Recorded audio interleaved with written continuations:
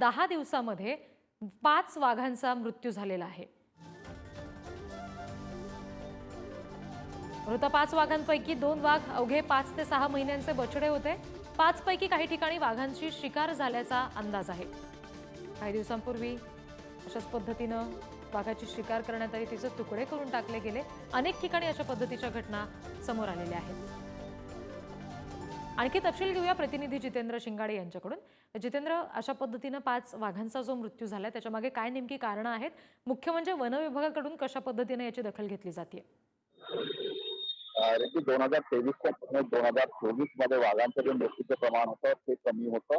मात्र आता जानेवारी सुरू झालेला आहे, 2025 सुरू झालेलं आहे आणि या जानेवारीच्या पहिल्या 10 दिवसामध्येच 5 वाघांचा मृत्यू झाल्याची घटना समोर आलेली आहे। यामध्ये एक चंद्रपूर जिल्ह्यातील आहे, तर एक नागपूर, यवतमाळ आणि एक भंडारा येथील आहे। 2 यामध्ये बछड्यांचा समावेश आहे, ज्यामध्ये चंद्रपूर जिल्ह्यात ताडोबामध्ये एका बछड्याचा मृत्यू झालेला होता।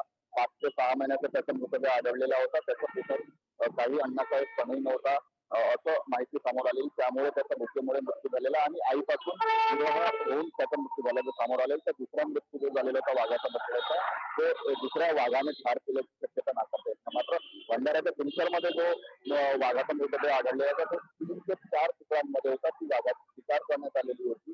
त्याचबरोबर तेच वाघर प्रकल्पामध्येही नागपूरच्या एक वाघाचा मृतदेह आढळलेला होता, तो देखील संशयास्पद होता। त्यामुळे काही भलेही नॅचरल मृत्यू असतील वाघांचे, मात्र काही ठिकाणी संशयास्पद आहे आणि काही ठिकाणी वाघांची शिकार देखील झालेली आहे। त्यामुळे आता या शिकारीवर आळा बसवण्यासाठी गेल्या अनेक वर्षांपासून वन विभाग प्रयत्न करतोय, मात्र हे प्रयत्न कुठेतरी पूर्णपणे यशस्वी झाल्याचं दिसून नाही येतं। त्यामुळे वाघांची शिकार आताही होत असल्याचं चित्र दिसून येतं। एकीकडे वाघांची संख्या वाढत असताना आता वाघांच्या शिकारीची संख्याही वाढत आहे आणि ही चिंताजनक बाब आहे आणि यावर आता नक्कीच वन विभागाने काहीतरी ठोस पावले उचलणं तेवढंच आवश्यक आहे।